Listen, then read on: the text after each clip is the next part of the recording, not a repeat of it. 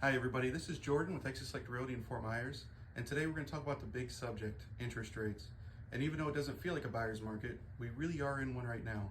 So let's figure this out together, and I have a solution for you. It could be the 2-to-1 buy down.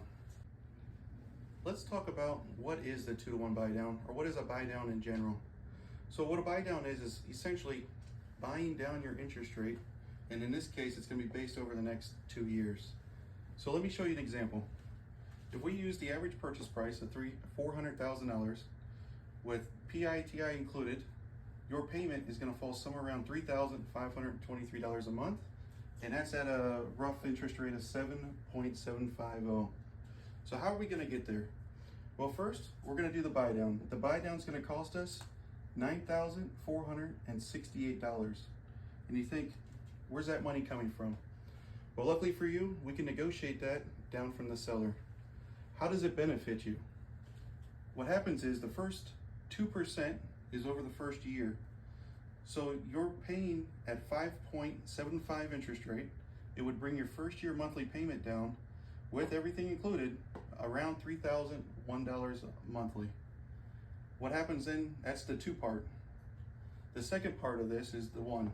So the second year, it's buying down 1% for the following year. So that puts you at 6.750. That makes the second year of your purchase $3,256. Now, on the third year, you go back to what is the market price now, or what the initial loan, or what you were approved for loan amount is. But the good thing is, between year 1 and year 3, you can do a refinance. We're all hoping that the interest rate's going to drop in the next 2 years. So if you could refi, and if it drops down, maybe you can lock yourself into this 5% interest rate, and your payment could stay the same as year 1. Now the cool thing is, I mentioned that it comes from the seller side. And the reason it can come from the seller side is we have this thing called seller's concessions. Now with an FHA loan, the max seller concessions is 6%, a VA loan is 4%, and a conventional loan is 3%. So we could essentially ask for, not always get it, but we can ask for $24,000 on an FHA loan, $16,000 on a VA loan, and $12,000 on a conventional loan.